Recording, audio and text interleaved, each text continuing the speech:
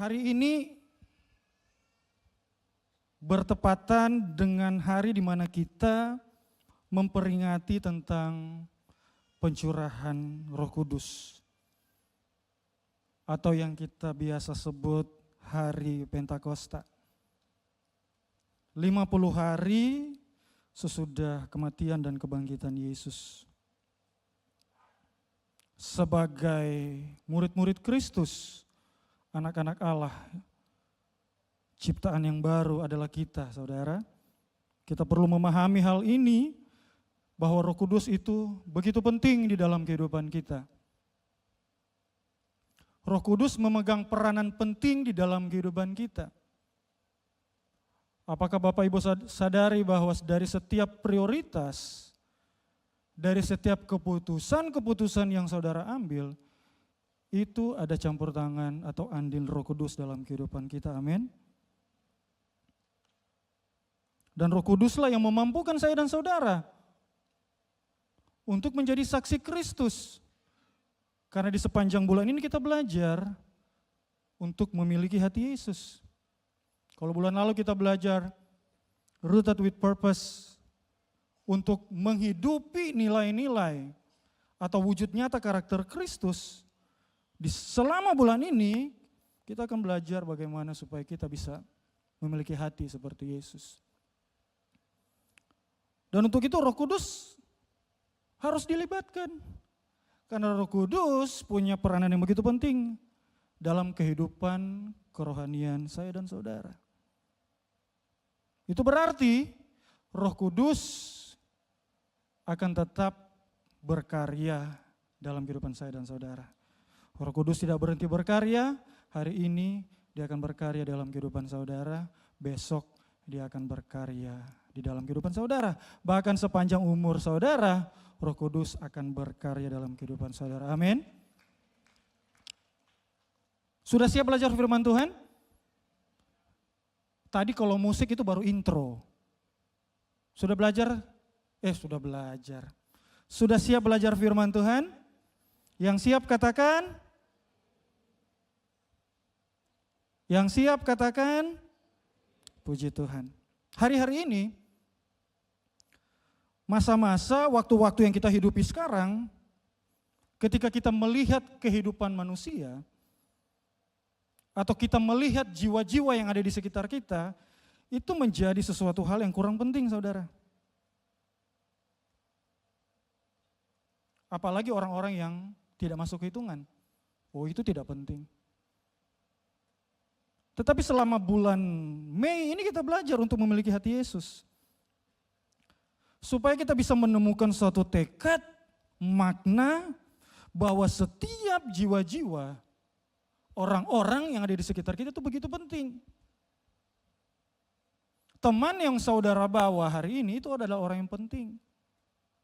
Pasangan nikah yang saudara duduk sama-sama hari ini lagi beribadah itu adalah orang yang penting.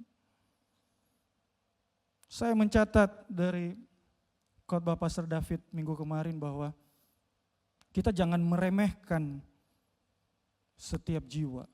Artinya jangan menganggap remeh jiwa-jiwa yang Tuhan percayakan dalam kehidupan kita. Senior pastor ngingatin kita bahwa pilihannya ada dua.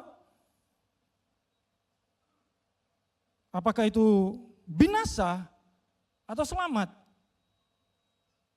Pilihan ini juga diberikan kepada bangsa Israel. Pada waktu Yosua menyampaikan hal ini, saudara. Kita lihat di Yosua 24 ayat 14, ayat 15. Yosua 24 ayat 14 dan 15. Kita baca sama-sama. 1, 2, 3. Oleh sebab itu, takutlah akan Tuhan dan beribadalah kepadanya dengan tulus ikhlas dan setia. Jauhkanlah Allah yang kepadanya nenek moyangmu telah beribadah di seberang sungai Efrat dan di Mesir, dan beribadalah kepada Tuhan. 15. Tetapi jika kamu anggap tidak baik untuk beribadah kepada Tuhan, pilihlah pada hari ini kepada siapa kamu akan beribadah. Allah yang kepadanya nenek moyangmu beribadah di seberang sungai Efrat, atau Allah orang Amori yang negerinya kamu diami ini. tetapi aku dan seisi rumahku kami akan beribadah kepada Tuhan. Yosua sudah menetapkan pilihan bahwa dia dan seisi rumahnya akan beribadah kepada Tuhan. Jiwa begitu penting, orang-orang di sekitar kita itu begitu berharga. Jadi kita harus melihat orang-orang yang ada di sekitar kita dengan belas kasihan. Sehingga saya dan saudara ini punya kerinduan untuk membawa mereka kepada Sang Juru Selamat.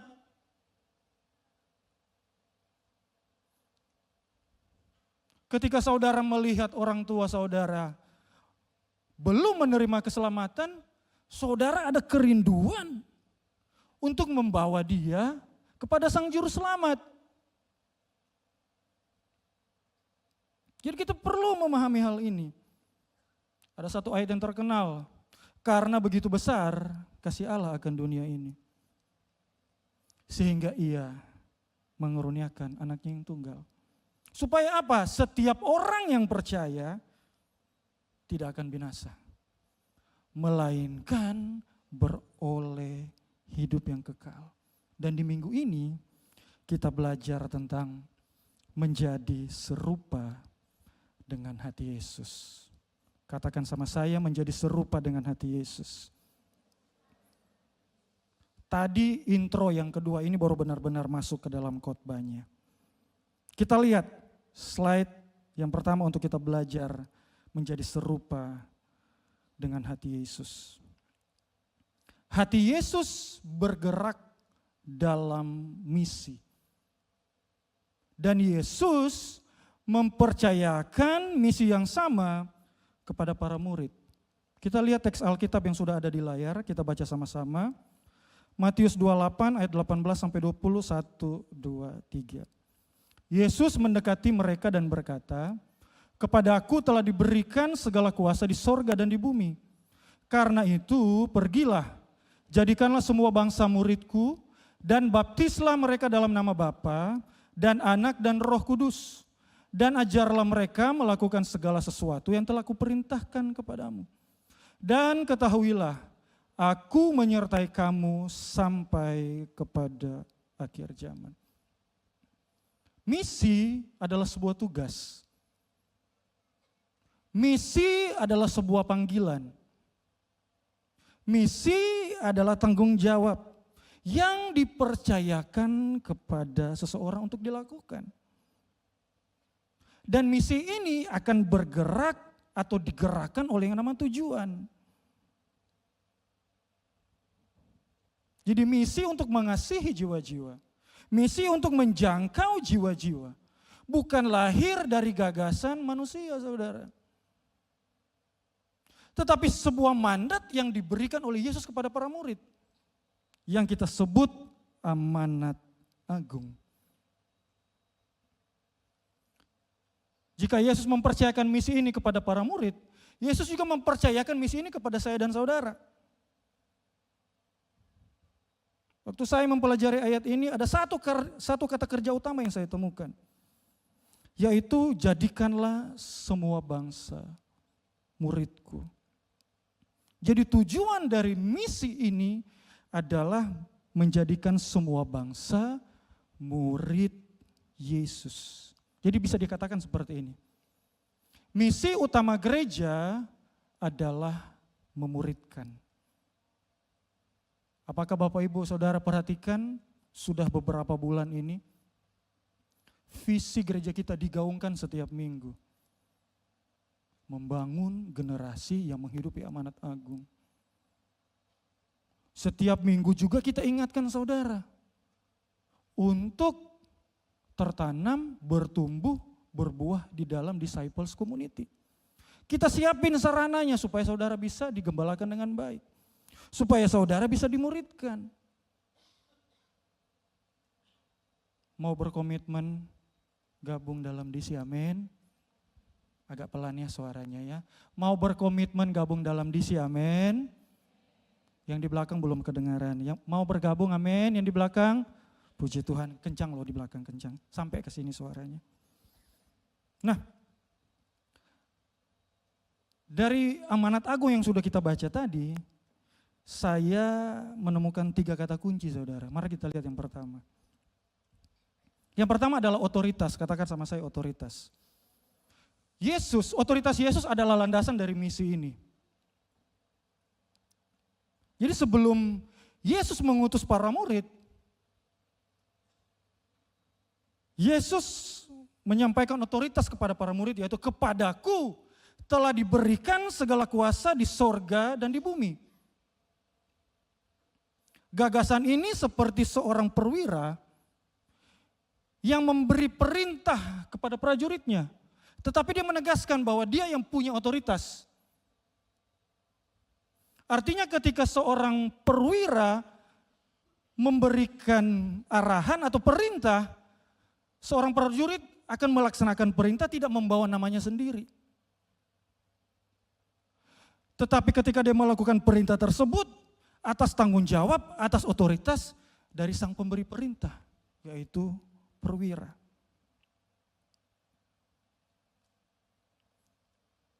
Yang punya otoritas atas misi amanat agung adalah Yesus. Dan Yesus bisa mengutus siapapun yang dia kehendaki. Yesus bisa mengutus saya, Yesus bisa mengutus saudara. Amin. Atau saudara masih ingat khotbah minggu kemarin? Pastor David katakan, Tuhan kalau berkati saya. Tuhan kalau kirim jodoh yang terbaik, ganteng, cantik itu saya. Tuhan kalau berkati aku seleri yang berlimpah-limpah, gitu ke saya. Tuhan kalau Tuhan mau berkati keluarga rumah tangga saya, itu saya nomor 1 angkat tangan. Tapi kalau bilang utus, Tuhan yang dia dulu. Tuhan pakai aku, Tuhan berkati aku. Supaya orang-orang bisa melihat kebaikan Tuhan melalui kehidupan aku. Tapi kalau utus, dia Tuhan. Pakai aku Tuhan, utus dia.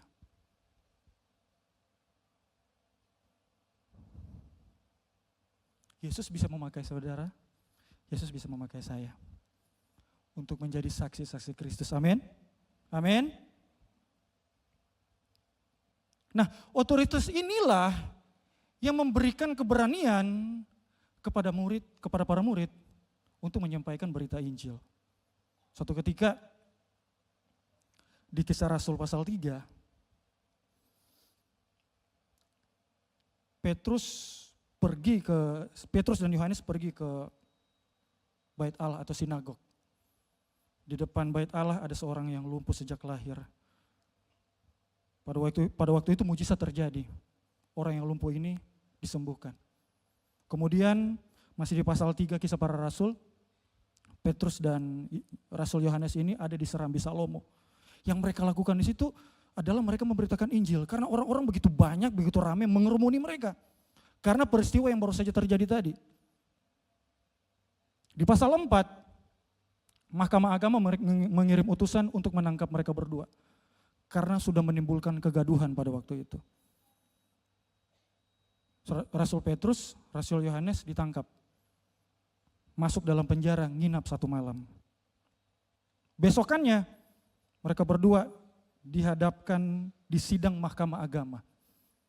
Kalau saya bisa gambarkan mungkin sidangnya itu kira-kira seperti Yesus dihadapkan oleh para ahli-ahli Farisi, orang-orang Taurat, Mahkamah Agama pada waktu itu. Kira-kira seperti itu. Waktu di sidang sebelumnya di penjara, apakah membuat seorang Petrus, seorang Yohanes ciut? Apakah Alkitab berkata, sekian ceritanya, tidak ada lagi pasal 5, karena Petrus dan Yohanes resign jadi rasul? Tidak, saudara. Hal itu tidak membuat mereka berdua ciut.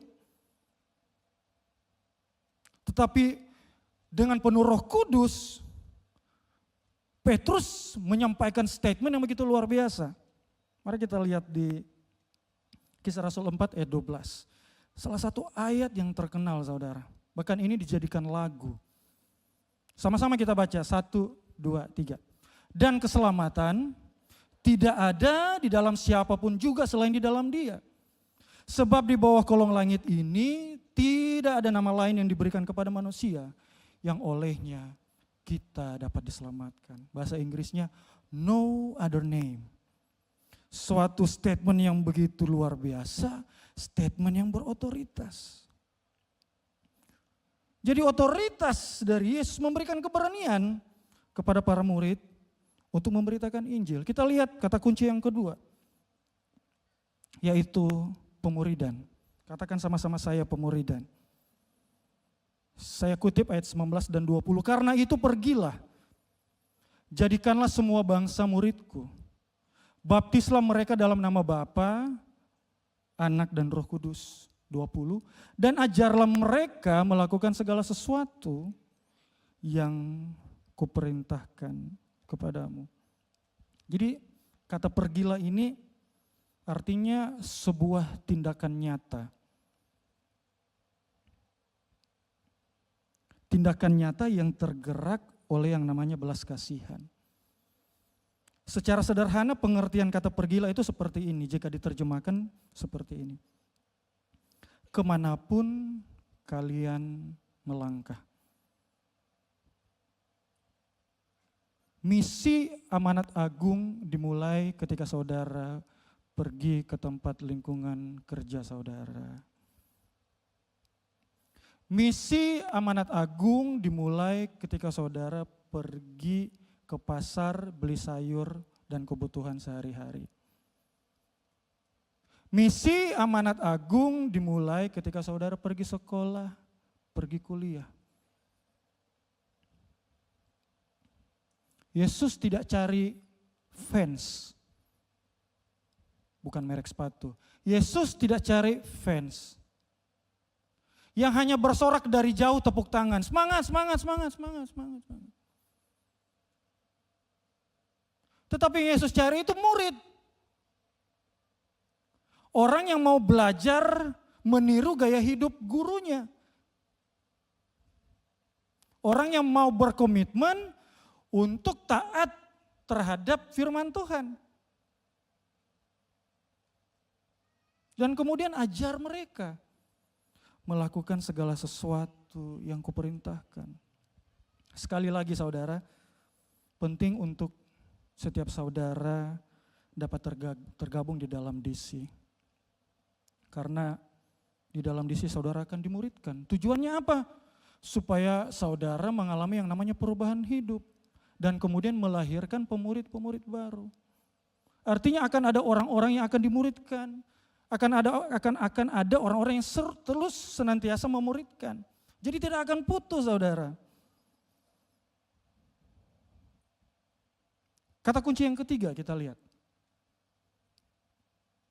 Dan ketahuilah, aku menyertai kamu senantiasa sampai kepada akhir zaman. Ada jaminan bahwa Yesus yang akan menyertai kehidupan kita. Bahasa kerennya gini, kita itu karena ada jaminan ini di dalam kehidupan kita, kita akan menjadi orang-orang yang stand firm. Yang tetap teguh. Saudara tahu kan tema kita tahun ini rooted. Apakah goncangannya kurang? Goncangannya makin kencang saudaranya. Tetapi karena kita tahu Yesus beserta dengan kita stand firm. Tetap kuat, tetap teguh di dalam iman kita. Tidak mudah goyah, tidak mudah diombang-ambingkan.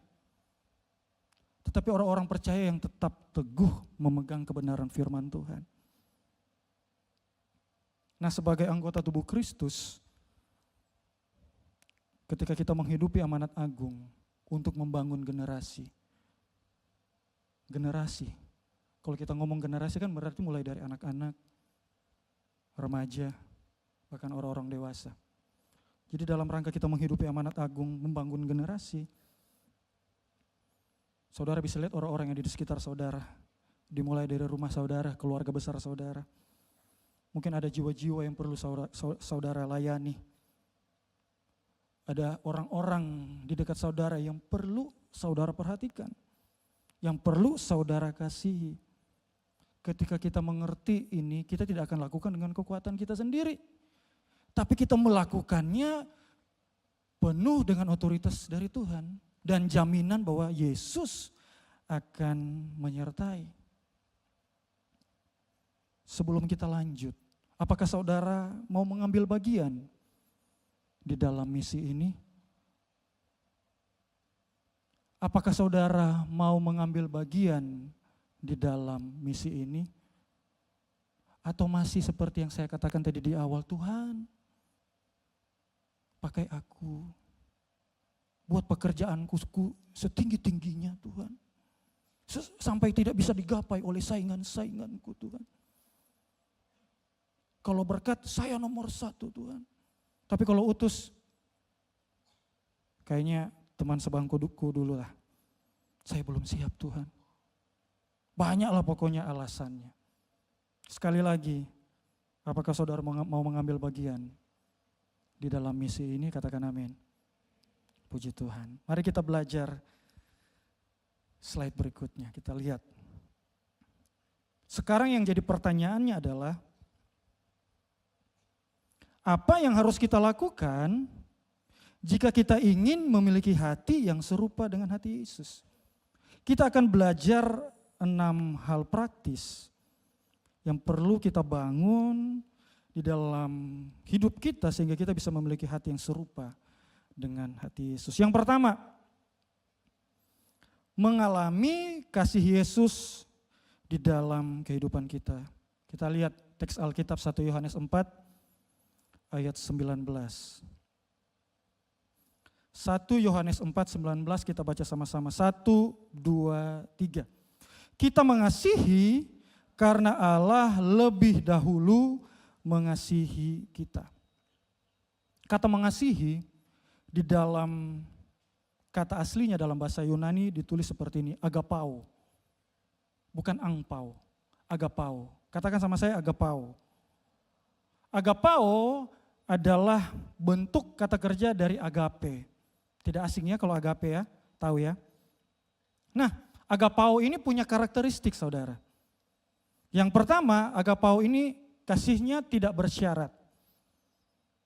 Jadi dia tidak tergantung kepada kebaikan, kelayakan orang yang menerima kasih. Agapao ini tetap mengasihi walaupun orang yang dikasihi itu tidak layak menerimanya. Kemudian kata karakteristik dari agapao adalah keputusan, bukan perasaan. Bukan hanya sekedar reaksi emosional saudara. Tetapi sebuah tindakan yang disengajakan, ada komitmen konsisten di dalamnya. Kemudian karakteristik agapao adalah rela berkorban. Pokoknya selalu memprioritaskan hal yang terbaik kepada orang yang dikasihi. Kasih yang seperti ini kita temukan di mana coba? Apakah agapao ini ada di antara kita? Kalau kita kasihnya bersifat transaksional saudara. Kalau saudara kasih A ya saya balas A. Waktu saudara beri B, saya kasih B. Waktu saudara mengasihi ya saya sama mengasihi. Tapi waktu saudara ketemu buang muka, saya juga pas ketemu buang muka. Pas udah lihat ngambil lagi mukanya, pasang. Kasih ini tidak dapat ditemukan di antara kita. Karena dosa, kehidupan kita terdistorsi. Dan agapao ini terlihat jelas dari tindakan Allah terhadap manusia. Ayat yang saya baca tadi, karena begitu besar kasih Allah akan dunia ini. Ia mengaruniakan anaknya yang tunggal, supaya apa? Setiap orang yang percaya tidak binasa, melainkan beroleh hidup yang kekal. Dari ini kita ngerti, oh ternyata sumber kasih itu adalah Allah sendiri. Karena memang natur Allah adalah kasih. Saya dan saudara adalah saluran kasih yang dari Allah.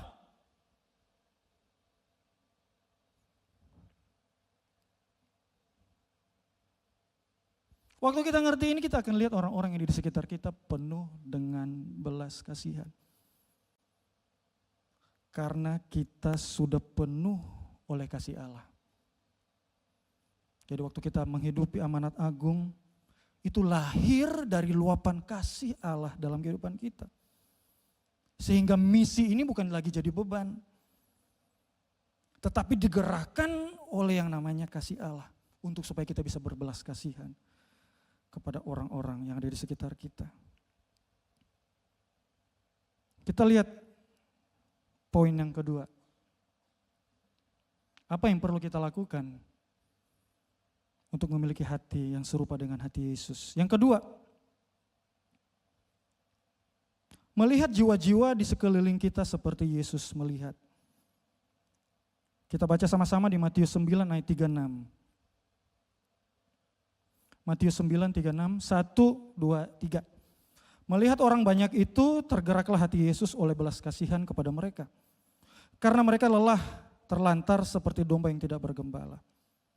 Oh ternyata cara Yesus melihat kerumunan orang itu berbeda. Yesus melihat setiap orang-orang itu, dia lihatnya as a person, pokoknya pribadi. Dan dari banyaknya kerumunan orang yang mengerumuni Yesus, hebatnya adalah Yesus tidak merasa ini sebuah gangguan. Karena hati Yesus, kata firman Tuhan, digerakkan oleh belas kasihan. Dan yang terjadi adalah Yesus sampaikan Injil dan melakukan mujizat di tengah-tengah kerumunan orang. Markus 1 ayat 40 sampai 42. Kita akan belajar sebuah kisah yang begitu luar biasa bagaimana Yesus menyembuhkan seorang yang sakit kusta. Sama-sama lagi kita baca. Ayat 40, 1, 2, 3.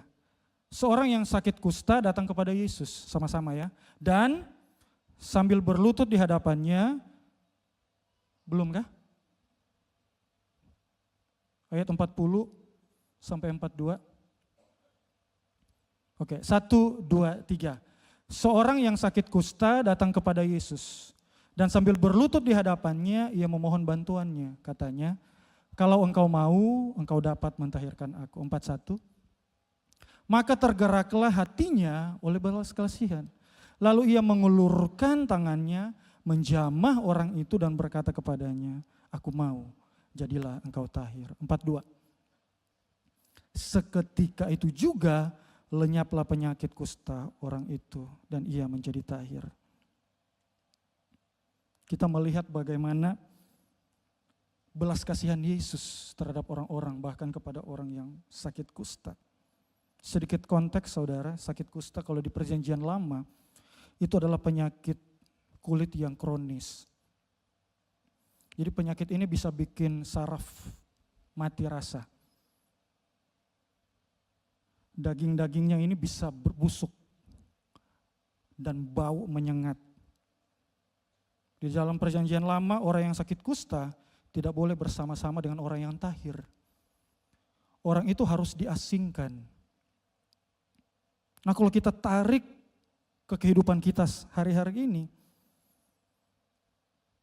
kisah yang kita baca tadi bisa jadi gambaran atas kehidupan orang-orang yang ada di sekitar kita yang hari-hari ini terikat, tidak bisa terlepas dari dosa. Karena dosa yang perlahan-lahan akan merusak kehidupan manusia. Karena dosa setiap pribadi merasa tidak layak. Sehingga menarik diri dari persekutuan dengan Tuhan. Mengasingkan diri dari relasi dengan Tuhan.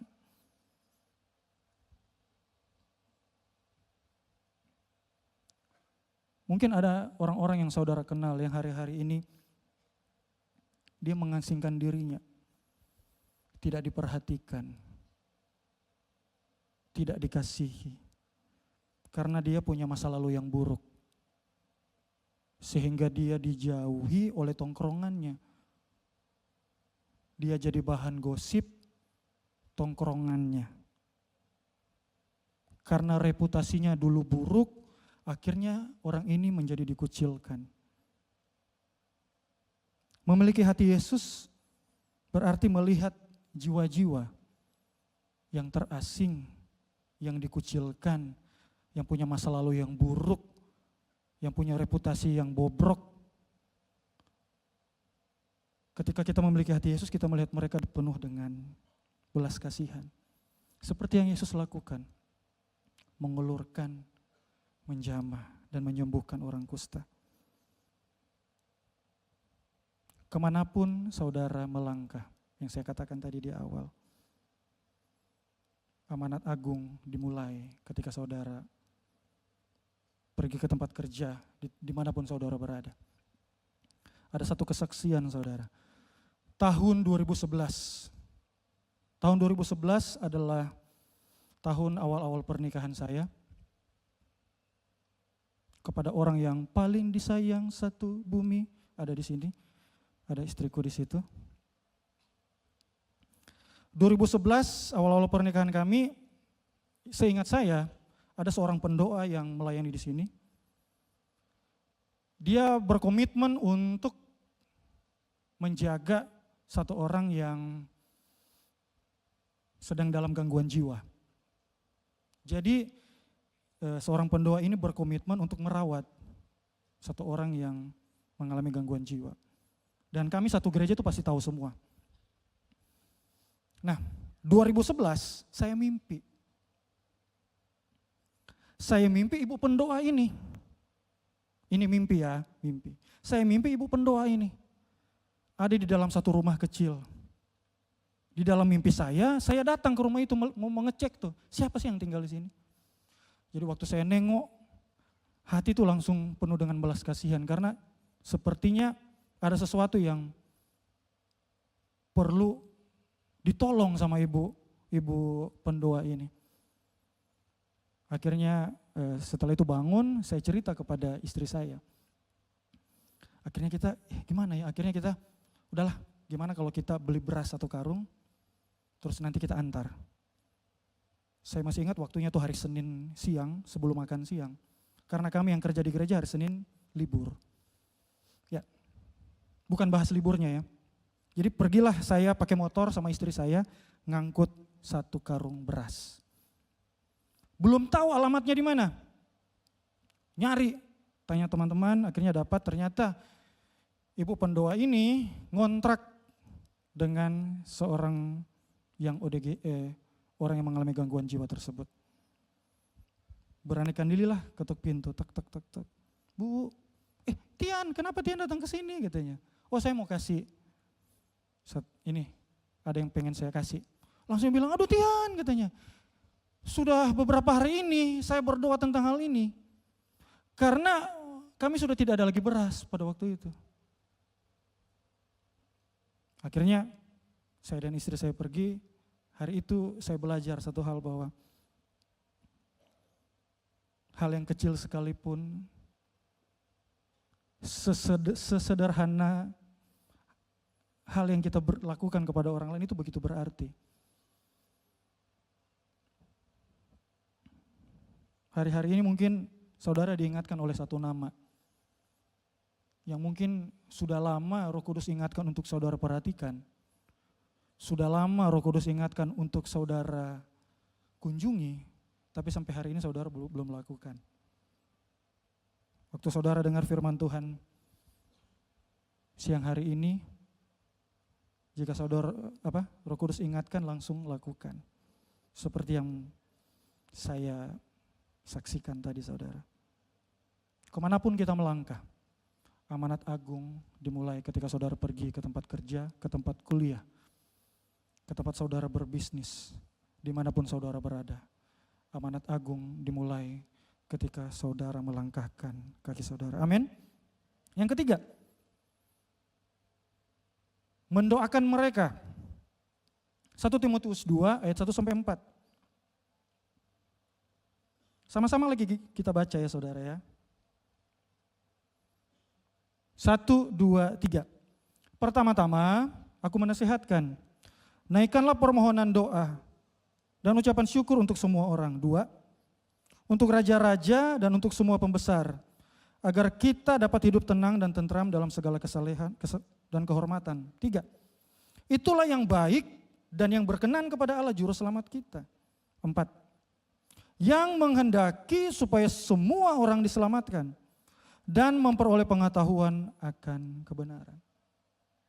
Dari catatan ini kita melihat bahwa Rasul Paulus menempatkan doa sebagai prioritas utama.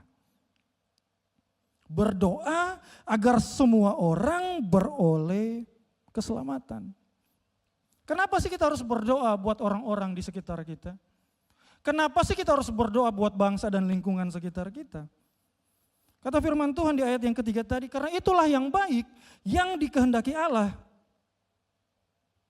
Karena doa yang dijawab adalah doa yang selaras sesuai dengan kehendak Allah. Jadi hari-hari ini ketika saudara berdoa, saudara bisa berdoa seperti ini. Tuhan, Engkau menghendaki supaya semua orang kan diselamatkan. Untuk itu aku berdoa Tuhan, supaya karya keselamatan yang telah aku terima berkarya dalam kehidupan orang tuaku. Tuhan, saya berdoa karena Engkau menghendaki keselamatan buat semua orang. Biarlah karya keselamatan ini juga berkarya dalam kehidupan anak-anak saya. Berkarya bagi orang-orang yang ada di sekitar saya, di dalam lingkungan kerja saya. Berkarya bagi opa oma saya, berkarya bagi keluarga besar saya. Dan di dalam doa kita selalu libatkan Roh Kudus, saudara. Amin. Jadi selalu minta tuntunan Roh Kudus. Karena melalui Roh Kuduslah saudara akan dituntun. Apa yang akan saudara doakan? Efesus 6 ayat 18.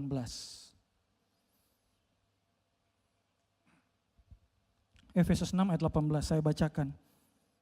Dalam segala doa dan permohonan, berdoalah setiap waktu di dalam roh dan berjaga-jagalah di dalam doamu itu dengan permohonan yang tak putus-putusnya untuk segala orang kudus.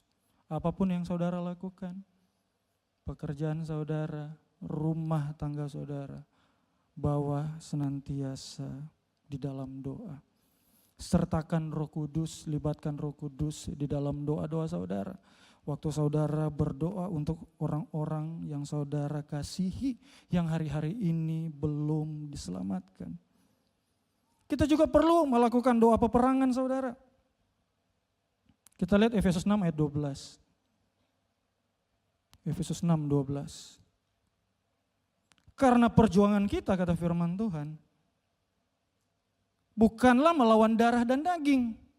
Tetapi kenyataannya, kita selalu berdoa seperti ini, Tuhan, suamiku itu loh keras kepala dia. Sudah kusuruh-suruh dia ibadah minggu. Nggak pernah dia datang alasan capek. Pengen nonton bola atau pengen nonton boxing. Dia lebih mau Tuhan pergi ke Car Free Day daripada datang ibadah pagi, ibadah siang. Untuk itu ya Tuhan saya berdoa. Karena dia sengaja menutup telinganya Tuhan. Biarlah di dalam perjalanan dia memakai motor ke arah kantor dia. Dengan kecepatan 60 km per jam, dia ditabrak oleh kucing Tuhan. Biar nanti dia jatuh, dia berdarah-darah, dan akhirnya dia mengakui Tuhan adalah juru selamat. Bukan seperti itu. Firman Tuhan berkata perjuangan kita bukan melawan darah dan daging, tetapi melawan pemerintah-pemerintah, penguasa-penguasa, penghulu-penghulu dunia, yaitu melawan roh-roh jahat di udara. Jadi jangan serang pasangan nikah saudara dengan doa-doa saudara. Saudara doa kencang-kencang supaya pasangan nikah saudara tersinggung. Memiliki hati Yesus berarti terus menaikkan doa-doa bagi jiwa-jiwa. Berdoa untuk keselamatan orang tua saudara. Amin. Keluarga besar saudara. Anak-anak saudara.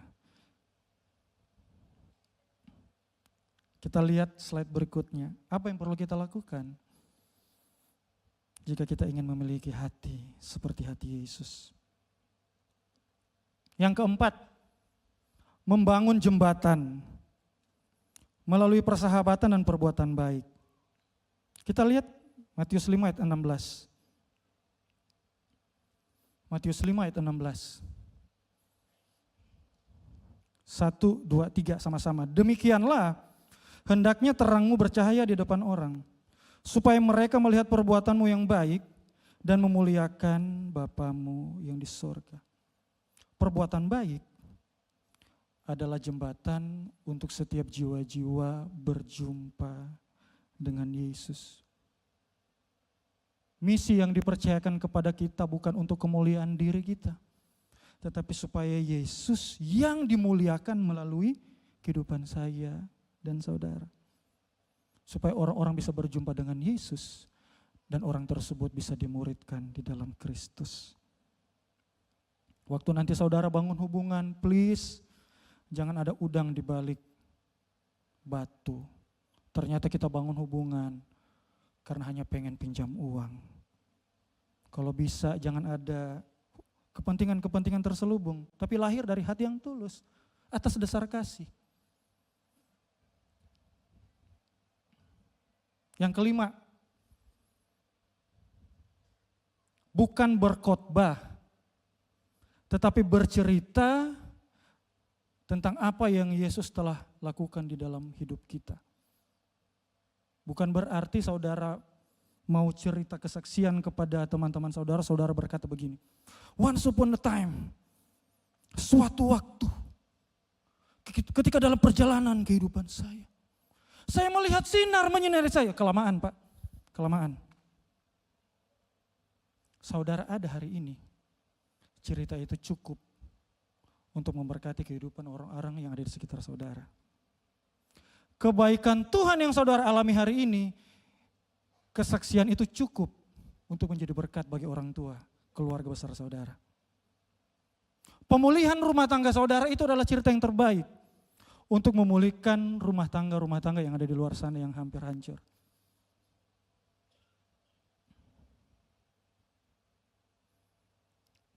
Kita kan sudah belajar tentang orang gila di Gerasa. Di Markus 5 ayat 20. Setelah dia mengalami pemulihan, apa yang dia lakukan? Kita lihat Markus 5 ayat 20.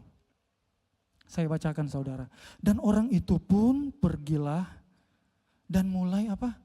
Memberitakan di daerah Dekapolis segala apa yang telah diperbuat Yesus atas dirinya. Dan mereka semua menjadi heran. Ini orang yang kemarin enggak pakai baju ini. Yang tinggal di pekuburan ini. Yang dia lakukan, dia tidak menyusun tema khotbah. Tapi dia menceritakan apa yang benar-benar dia alami. Yang keenam kita lihat.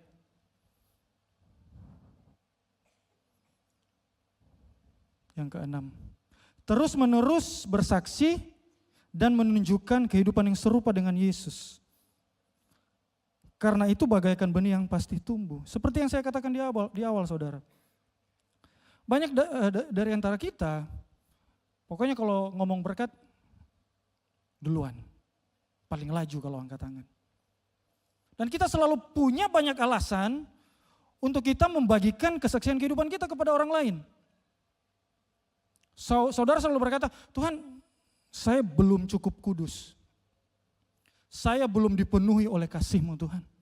Ke gereja aja saya cuma datang sebulan misalnya berapa kali gitu. Pokoknya kita punya banyak alasan. Tuhan, saya belum layak Tuhan. Seharusnya bukan saya. Tuh suruh Pak Pendeta tuh yang ngomong terus dari tadi, suruh dia yang beritakan misi itu. Jangan saya lah Tuhan. Tapi kalau berkat, Tuhan bagaimana saya mau bisa memulihkan orang lain sedangkan saya masih banyak pergumulan. Tiap malam saya nangis. Bagaimana saya mau memulihkan orang lain? Kita punya begitu banyak alasan. Tapi siang hari ini saya mau kasih ilustrasi saudara. Saya jalan-jalan sedikit. Saya kasih ilustrasi seperti ilustrasi yang pernah saya bagikan di ibadah 34 bulan Maret kemarin. Saya konser dikit boleh ya? Oke, boleh berarti. Saya kasih ilustrasi.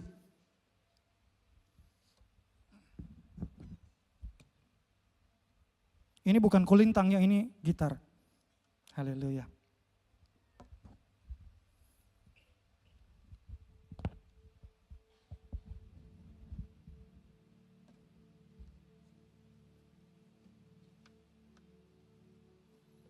Saya kasih ilustrasi. Ada begitu banyak orang percaya yang selalu punya banyak alasan untuk menyaksikan kebaikan Tuhan dalam kehidupan dia. Merasa tidak cukup hebat, tidak punya banyak cerita yang wow untuk bisa diceritakan kepada orang lain. Tahukah saudara, pergumulan kehidupan saudara ketika saudara menang, itu akan menjadi kesaksian yang dapat mengubahkan, menolong orang lain. Seumpamanya saya adalah seorang maestro yang memegang seorang gitar. Gitar ini tidak bisa berkata kepada gitarnya sendiri bahwa dia yang stem sendiri. Dia yang tentukan nada sendiri, tidak bisa. Justru melalui gitar ini, setiap senar ini direnggangkan, ditarik. Waktu direnggangkan tidak enak sih. Karena ada kawan kita yang ngomongin kita di belakang, tapi kita memberi pengampunan. Tidak enak sih. Untuk menerima orang yang telah mengkhianati kita, mengampuni mereka. Tidak enak. Tetapi harus direnggangkan. Supaya setiap nada yang ada di senar gitar ini sesuai dengan sang maestro mau. Sehingga dari tension atau ditariknya senar-senar ini menghasilkan nada-nada yang indah. Artinya ketika terang Tuhan bersinar dalam kehidupan saudara, saudara akan menjadi berkat dimanapun saudara berada. Kemenangan-kemenangan saudara terhadap pergumulan-pergumulan yang saudara alami, itu akan menjadi cerita yang mengubahkan kehidupan orang lain. Akhirnya setelah di tension, di stem, gitar ini bisa menghasilkan nada yang indah.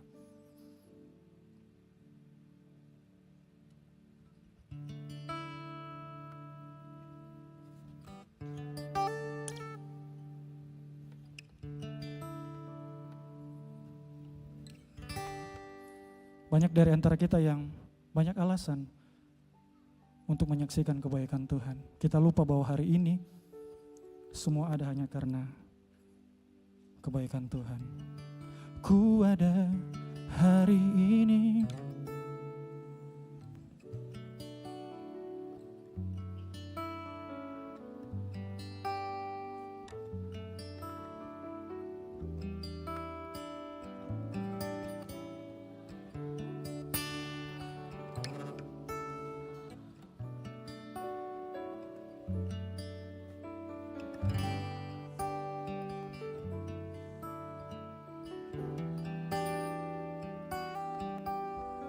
sehabis. Sekali lagi ya. Ku ada hari ini karena Tuhan baik dan teramat baik bagiku. Semua yang ku alami samamu ku lewati.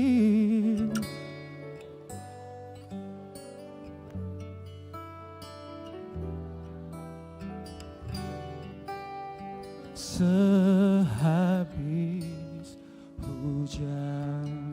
Kita naik satu nada ya. Ku ada hari ini karena Tuhan baik dan teramat baik bagiku. Semua yang ku alami, ku lewati indahnya kasih Tuhan.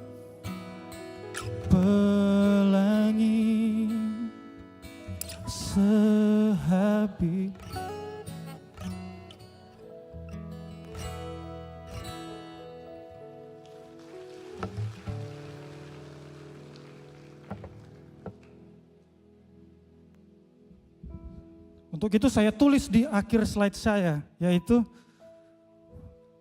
our story is a testimony. Setiap kisah, cerita di dalam kehidupan kita menceritakan kebaikan Tuhan.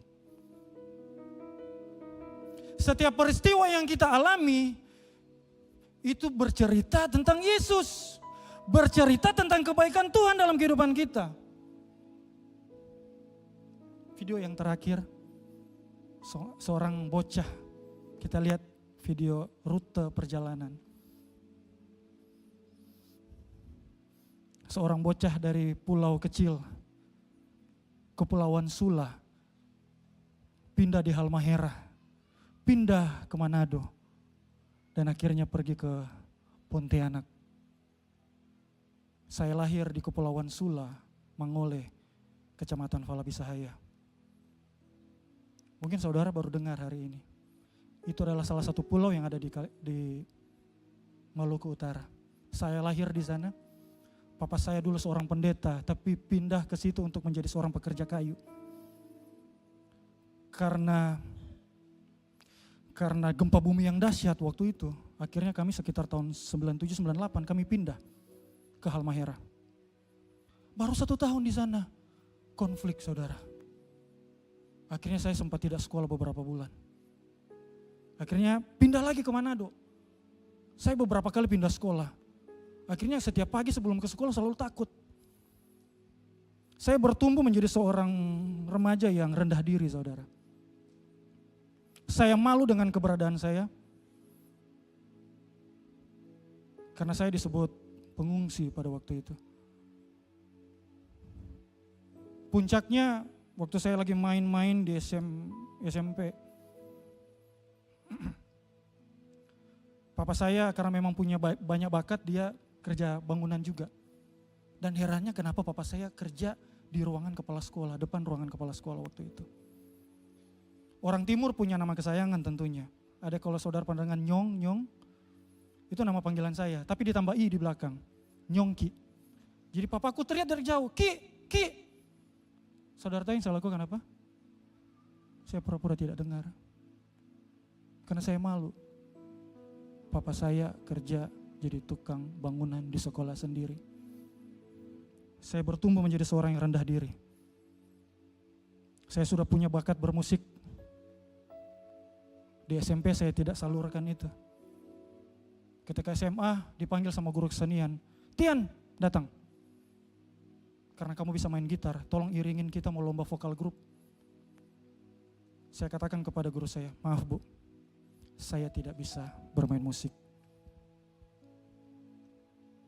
Saya bertumbuh dengan seorang yang rendah diri. Berpindah-pindah tempat. Dan akhirnya 2007, 19 tahun yang lalu, saya datang ke tempat ini. Saya mau memberikan apresiasi kepada Bapak Gembala saya, Ibu Gembala, yang sampai hari ini jagain saya, sekolahin saya, memberikan saya kepercayaan untuk melayani. Dan saya mau katakan seperti ini, seorang bocah dari pulau yang tidak dikenal itu, ada di sini, itu semua karena kemurahan Tuhan. Itu semua karena kebaikan Tuhan. Jadi setiap cerita, setiap kisah dalam kehidupan kita selalu berbicara tentang Yesus. Our story is a testimony. Kita buka ayat yang terakhir. 1 Petrus 2 ayat 9. 1 Petrus 2 ayat 9. Saya undang semua untuk bangkit berdiri saudara. Saya bacakan kepada saudara. 1 Petrus 2 ayat 9.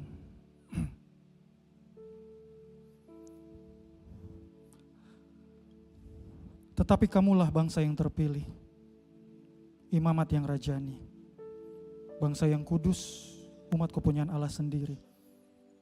Supaya kamu memberitakan perbuatan-perbuatan yang besar, memberitakan perbuatan yang besar yang telah memanggil kamu keluar daripada kegelapan kepada terangnya yang ajaib. Kita ada hari ini, itu semua karena pertolongan kebaikan Tuhan. Our story is a testimony. Cerita kisah dalam kehidupan kita selalu berbicara tentang Yesus.